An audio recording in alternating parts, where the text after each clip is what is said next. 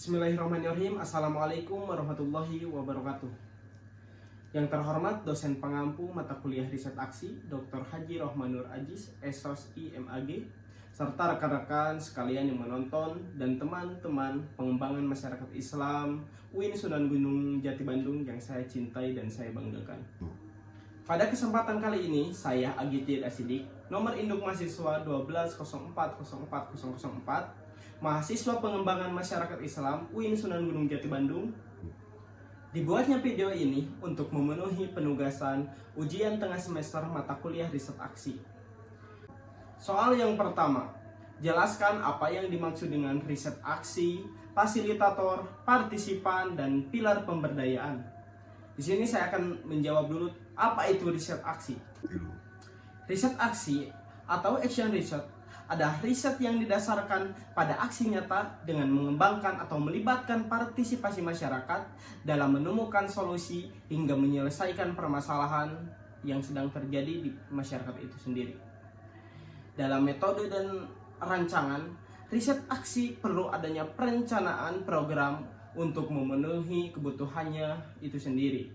Seperti halnya untuk menyelesaikan permasalahan yang ada di masyarakat, sehingga fasilitator dan masyarakat mampu membereskan masalah itu dengan adanya rancangan. Dalam prosesnya, riset aksi memiliki tujuan, yaitu menjadikan masyarakat mandiri. Dalam prosesnya itu juga, riset aksi perlu adanya interaksi atau keterlibatan masyarakat, sehingga peneliti atau riset atau fasilitator mampu melakukan program yang efektif, sehingga program itu yang disusun bersama-sama dan dilakukan bersama-sama. Poin yang kedua, fasilitator. Fasilitator adalah seseorang yang membantu atau perantara bagi individu ataupun kelompok orang agar memahami dan mampu mewujudkan tujuan bersama. Dalam hal ini, fasilitator tentu sebagai pendamping masyarakat, sehingga nantinya program yang disusun bersama, oleh bersama, dan untuk bersama akan tercapai demi masyarakat, terwujudnya masyarakat yang mandiri. Fasilitator di sini berperan untuk mendorong dan membuka kemungkinan kolaborasi atau gotong royong antar seluruh masyarakat.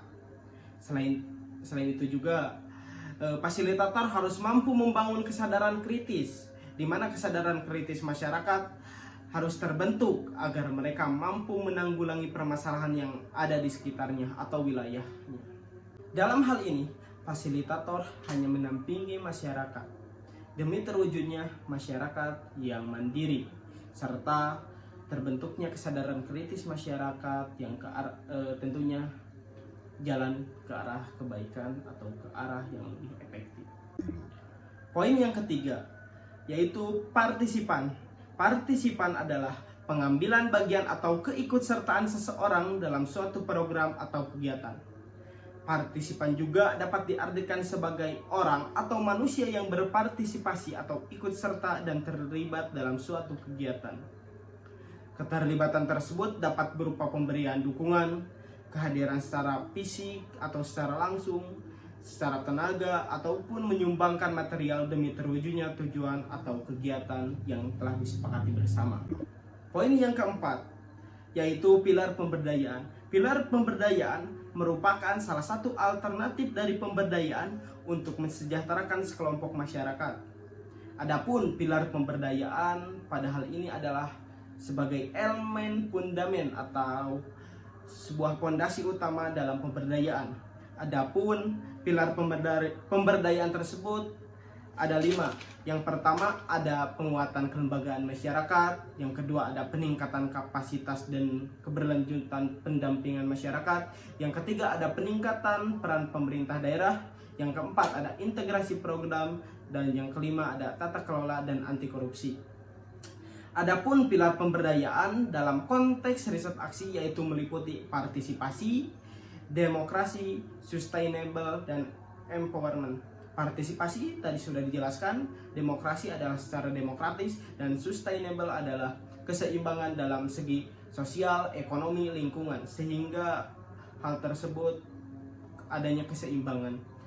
Kemudian empowerment adalah pembentukan ataupun peningkatan kualitas sesuatu untuk mengembangkan potensi yang lebih baik. Pertanyaan kedua, kenapa relasi belajar riset aksi harus objek-objek? Saya menjawab, karena riset aksi adalah riset yang mengutamakan keterlibatan dan partisipan atau partisipasi, yang dimana tadi sudah saya jelaskan tentang riset aksi harus adanya interaksi dan partisipasi dari masyarakat. Karena riset aksi adalah yang menjadi tokoh utamanya adalah masyarakat. Guna meningkatkan komunikasi dan interaksi, diharapkan masyarakat dan peneliti atau periset atau fasilitator tidak adanya batasan ataupun ada obrolan tentang menggurui, tidak ada arahan untuk menggurui. Riset aksi menekankan kita untuk belajar bersama, membangun bersama demi terwujudnya harapan secara bersama-sama. Dalam hal ini, masyarakat bukan tontonan, melainkan masyarakat bersama fasilitator adalah suatu kesatuan atau kesejajaran tanpa adanya batasan atau tanpa adanya sekatan, melainkan satu kesatuan untuk mewujudkan suatu program yang telah disepakati bersama. Pada intinya, riset aksi menjadikan masyarakat subjek-subjek bukan objek. Dalam artian, partisipan masyarakat harus ikut serta dan mampu dalam menganalisis keadaan, mengidentifikasi masalah, menggagas ide, hingga menjalankan program-program pemberdayaan. Hal itu dilakukan secara bersama-sama, di mana peneliti atau riset dan masyarakat harus adanya keterlibatan dalam mewujudkan hal tersebut. Pertanyaan yang ketiga, jelaskan 3 teknik fasilitasi dari 8 teknik fasilitasi. Di sini saya mengambil contoh. Yang pertama, berkenalan. Perkenalan adalah suatu interaksi atau awalan untuk menjalinnya komunikasi, sehingga nantinya masyarakat dan peneliti atau riset tidak adanya batasan, sehingga interaksi dan komunikasi atau penyusunan program dapat tersalurkan. Pada hal ini, biasanya tahap berkenalan dilakukan oleh fasilitator dengan secara organik ataupun ada dengan cara konvensional dengan memperkenalkan diri satu persatu, ataupun perkenalan tersebut agar masyarakat merasa dekat dengan kita atau peneliti. Tentu harus adanya perkenalan dengan metode permainan. Intinya, pada poin perkenalan ini, bagaimana masyarakat tidak adanya batasan dengan peneliti, sehingga peneliti dapat dikenali oleh masyarakat dan tidak adanya rasa canggung atau sekatan untuk komunikasi atau memberikan kritik atau saran, sehingga nantinya dalam pelaksanaan program bisa terlaksanakan dengan bersama-sama. Teknik fasilitasi yang kedua, yaitu bertanya. Bertanya merupakan aktivitas menggali kelengkapan informasi mengenai suatu hal. Dalam bertanya ada pula tekniknya, yaitu 1. Pengarahan ulang atau redirecting. Yang kedua, membimbing atau probing. Yang ketiga, menuntun atau prompting. Dan yang keempat, ada pemusatan atau focusing. Dalam bertanya kali ini, di mana adanya interaksi, kembali lagi ada interaksi dengan masyarakat. Dengan bertanya mampu menggali apa yang terjadi di sekitar masyarakat, sehingga adanya keresahan-keresahan yang timbul ataupun ada saran-saran dari masyarakat itu sendiri demi terbentuknya program dan terlaksananya program untuk bersama-sama, yaitu tentang untuk meningkatkan masyarakat ke arah yang lebih baik atau kemandirian. Teknik fasilitasi yang ketiga ada menyapa. Menyapa di sini bukan hanya sekedar adab, tapi menyapa juga dalam hal ini merupakan aktivitas fisik yang melibatkan psikis untuk konektivitas jiwa antara fasilitator dan partisipan atau warga masyarakat. Teknik menyapa diyakini akan menstimulasi adanya interaksi sekaligus menghangatkan suasana pertemuan. Misalkan dalam hal ini bukan sekedar adab tadi ya.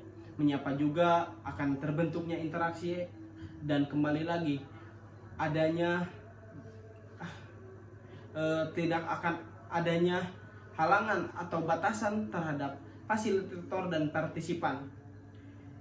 Cara dan metode untuk menyapa minimal kepada masyarakat melakukan greeting atau ucapan salam, assalamualaikum, badeka mana, badeka ditu, dan lain sebagainya. Intinya harus ada komunikasi dengan menggunakan 5S. Pertanyaan keempat, kenapa dalam riset aksi perlu adanya siklus? Dalam hal ini, siklus yang menjadi contoh adalah siklus program Sisdamas. Saya menjawab, siklus merupakan serangkaian tahapan yang sangat penting demi terjalannya atau berjalannya secara suatu program secara terstruktur dan berurutan. Dalam riset aksi ini ada 4 siklus, di antaranya siklus yang pertama. Siklus pertama ditandai dengan sosialisasi awal. Sosialisasi awal dilakukan dengan adanya rembuk warga dan refleksi sosial, di mana siklus pertama ini dilakukan dengan cara memperkenalkan diri dan menjelaskan maksud serta tujuan dikumpulkannya warga atau masyarakat, yaitu disebutnya rembuk warga. Dengan tujuan, siklus pertama ini adalah sebagai tahap awal untuk menjalin hubungan dan keterkaitan yang baik dengan masyarakat. Selain itu, untuk mengidentifikasi dan mengklasifikasikan kelompok masyarakat untuk mengetahui berbagai permasalahan yang ada di masyarakat, dengan membangun kesadaran masyarakat atas permasalahan yang ada serta merefleksikan harapan yang masyarakat dan pemerintah inginkan. Dalam siklus pertama ini perlu adanya keterlibatan masyarakat yang dibangun secara awal dengan rangkulan ataupun pengenalan tujuan, adanya partisipasi, adanya tujuan peneliti ke kampung tersebut dan lain sebagainya. Dalam hal itu menjelaskan karakter dan tujuan partisipan ke wilayah tersebut. Kemudian nantinya seperti halnya contoh membagikan angket ataupun HPS sehingga masyarakat mampu untuk memberikan solusi ataupun harapan kepada partisipan untuk terbukanya masalah-masalah di wilayah tertentu, sehingga nantinya kita akan sosialisasikan bersama. Bukan sekedar hanya partisipan yang ikut serta, melainkan masyarakat ikut serta dalam mengklasifikasikan atau replikasi sosial, sehingga nantinya akan terbentuknya program atau kegiatan atau permasalahan di wilayah tersebut yang akan kita garap atau kita selesaikan secara bersama-sama. Yang kedua, siklus yang kedua. Siklus yang kedua ditandai dengan pemetaan sosial dan pengorganisasian masyarakat. Pada siklus kedua ini, fasilitator menjelaskan terlebih dahulu kegiatan, yaitu membuat peta yang menggambarkan wilayah untuk kondisi sarana. Jadi nantinya pada siklus kedua ini, fasilitator atau peneliti nantinya menjelaskan peta wilayah yang menjadi objek yang akan kita lakukan pemberdayaan. Dalam hal ini nantinya ada juga pemetaan yang dilakukan fasilitator, di mana masyarakat yang stunting, di mana masyarakat yang rumahnya tidak layak, rutilahu atau rumah tinggal sementara, di mana yang harus melakukan perbaikan, di mana jalan yang rusak dan lain sebagainya. Dalam hal ini juga di tahap awal disosialisasikan pemetaan dan ditandai dalam peta masyarakat RW ini membutuhkan air bersih, masyarakat ini membutuhkan fasilitas jalan yang kurang baik dan lain sebagainya. Nanti juga dikaji bersama masyarakat. Pada tahap ini juga rembuk warga kembali, sehingga nantinya ada penanggung jawab ataupun pengorganisasian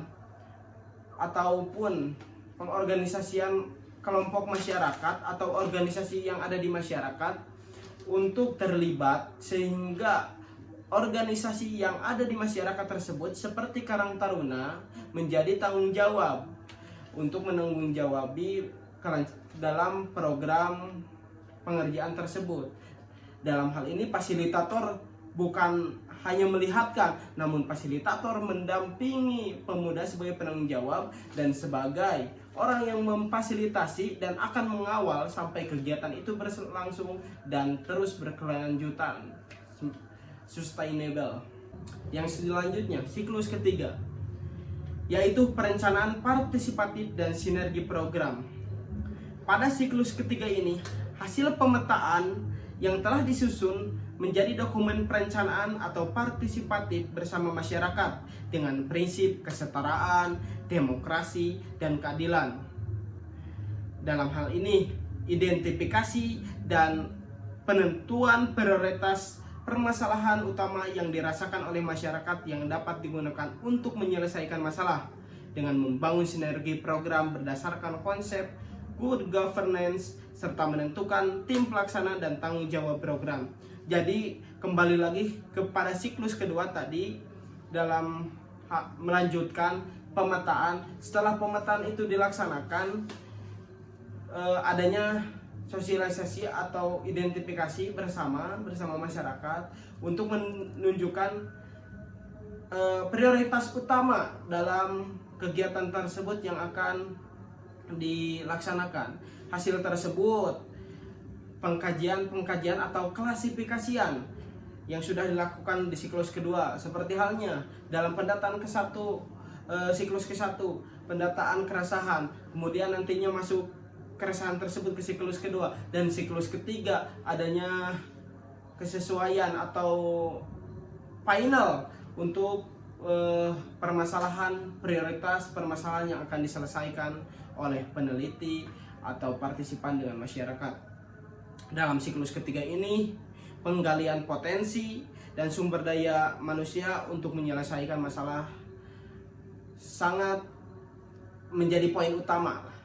Dalam hal ini, sumber masalah dan prioritas utama akan dilakukan, serta keberlangsungan penanggung jawab yang sudah ditunjuk pada siklus kedua, seperti halnya contoh Karang Taruna akan memulai program sesuai dengan kesepakatan bersama dengan keadilan yang telah disepakati. Yang keempat, yang selanjutnya ada siklus keempat. Siklus keempat yaitu pelaksanaan program dan pemantauan evaluasi. Pada siklus ini melaksanakan program prioritas yang telah dilakukan dengan warga masyarakat, di mana dalam prioritasnya menggunakan perencanaan partisipatif dengan membentuk kelompok kerja dan mobilitasi. Peran masyarakat dalam melaksanakan program yaitu membangun kesadaran masyarakat dalam partisipasi pelaksanaan kegiatan hingga pemantauan dan evaluasi program. Jadi siklus keempat ini ada monitoring atau evaluasi, di mana keefektifan keberjalanan suatu program dalam masyarakat harus dipantau sehingga sustainable, adanya keseimbangan sumber daya ekonomi lingkungan. Apakah program ini terrealisasi apa tidak? Ketika tidak, nantinya dapat terselesaikan oleh program yang kedua. Intinya siklus itu terus berputar. Dari keempat siklus ini tentunya harus dilakukan secara berurutan dan monitoring atau berlanjut, sehingga siklusnya itu berputar agar program kegiatan dan perencanaan bisa terselesaikan serta sesuai rencana kegiatan awal yang sudah disepakati. Keempat siklus ini memudahkan fasilitator untuk mempersiapkan tahapan yang akan dilewati dan sebagai kerangka acuan untuk proses kegiatan dan kelancaran suatu kegiatan atau program yang akan dilaksanakan oleh partisipan dan masyarakat. Mungkin hanya itu yang bisa saya sampaikan. Sebelum menutup, saya merekomendasikan buku karya dosen pengampu mata kuliah riset aksi, Bapak Dr. Haji Rohmanul Aziz, SOSI, MAG. Buku ini sebagai solusi untuk pemberdayaan dengan metode riset aksi, di mana buku ini menjelaskan secara detail tentang apa itu riset aksi, tujuan dan lain sebagainya. Di sini juga tertera adanya program Sisdamas yang dirancang oleh dosen pengampu saya sendiri, yaitu Bapak Dr. Rohmanul Aziz. Mungkin teman-teman untuk menggali informasi secara lanjut dan secara detail atau rasional, bisa teman-teman akses atau beli buku ini di Simbioka Rekatama Media atau menghubungi saya pribadi. Mudah-mudahan teman-teman semua tidak cukup dengan apa yang saya disampaikan, dan teman-teman bisa membeli buku ini agar teman-teman bisa menggali sedalam-dalamnya. Mungkin hanya itu yang bisa saya sampaikan. Mohon maaf atas segala kekurangan dan kesalahan. Wallahul muwaffiq ila aqwamit thoriq. Wassalamualaikum warahmatullahi wabarakatuh.